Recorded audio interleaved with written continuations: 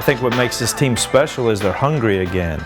They're focused. They want to overcome hard. They want to figure out how to do it again and put us back on the map. It's time. We love to win, and we definitely hate to lose, but it's time for us to hit our stride. It's time for us to get off to a good start. It's time for us to be in the top 2 or 3 in this conference again. When you think about the freshman class coming in, it's always been our goal to try to get our freshmen closer earlier. And I think this is a year where, you know, with so many young players, we want to get them closer to our culture and closer to understanding how to compete and be competitive, and how to compete in the classroom and how to compete outside of the classroom, and how to represent the University of San Francisco and the city of San Francisco and themselves. So I think that dynamic is just wonderful to see the older players trying to groom the younger players into being the future leaders of this program. It's a very interesting senior class. It's kind of an eclectic group where we're lucky in a lot of ways with Grant Goodman coming back 5 years after recruiting him. He's healthy and the ball's coming out and he's 94, 95, and we're really excited for him because you could really see this maturity. You look at Aaron Ping going into a master's program after 3 years as a player, and he's in his 4th year, and there's a little calmness to Aaron and great leadership. You look at Michael Perry, who's completely rebuilt, played second base, now he's going to move into the shortstop duties. You look at Ross Puskarich, who's had a great career here, who's kind of coming into his own, and you know, he's nearing the end of college, and he's been a wonderful student and a wonderful player for us. You know, you add in Brady Bate, who's a senior in that class, and Brady's had his ups and downs with the back injury and healthy at times, and so it's a really interesting group where they've been through a lot, and I think there's a calmness about them to where the baseball piece is going to be a lot of fun. The outfield piece of that, and you know, obviously Villa-Roman's back, but John Allen comes in and he's a key component to what we're doing. RJ Cordero has a chance to really help us in the outfield in that situation.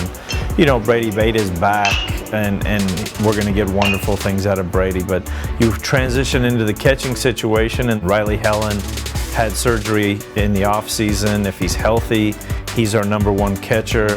You know, Rob Emery transfers in from Dartmouth, sits out a year. If we shore up that position, I think we're going to be very successful. You transition into the infield play, and you know, Jack Winkler is a super freshman. You've heard a lot of wonderful things about him. He's a great student. He's a great person. Jack is the future of our program at shortstop. Right now, he's going to have to make a position change and play third base. Michael Perry's going to take that shortstop job, and then you know, there's Aaron Ping at second base, where Aaron's played the last 3 years, and then there's Puskarich at first base, but there's so many kids behind them, you know, Kyle Nell, and you look at Jason Kresge, and you look at all of those players. Matt Campos could make the biggest impact of anybody, because Campos could catch if we need him to catch. He could play short, he could play second, he could play third. He could do so many things to help us. I think the key component for us is the pitching.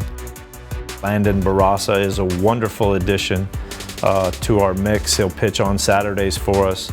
Hayden King, a freshman who has a chance to be really special in this conference and nationally, left-handed pitcher, will pitch for us on Sundays. Scotty Parker, Grant Goodman, and Brendan Jenkins, those 3 guys could really be great for us at the end of the game and be able to get us to where we need to get to.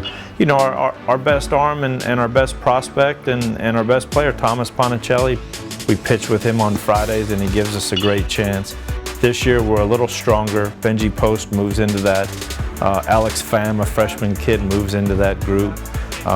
We have so many different options right now that we feel comfortable that if Daniel Slaminski gets healthy, we feel good that Slow-Mo, who pitched on Saturdays for us last year, could really help our bullpen.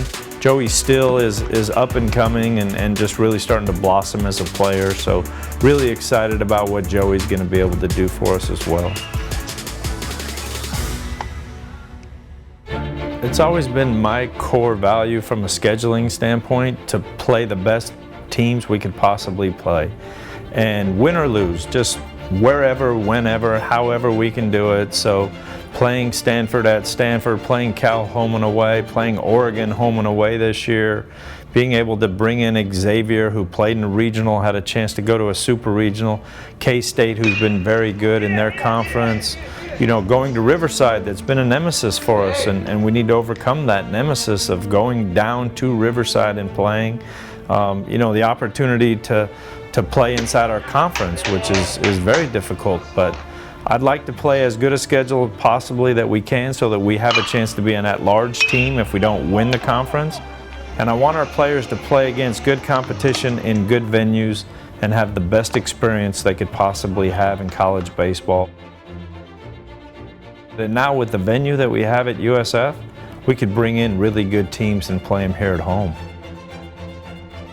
I always talk about it takes 5 hitters in a lineup to be successful. I feel like we really have 5 guys at any point in time that could get it going offensively. We might have a few more than 5, so I feel really confident about that. If we pitch and play defense, I think it's going to be a really remarkable team.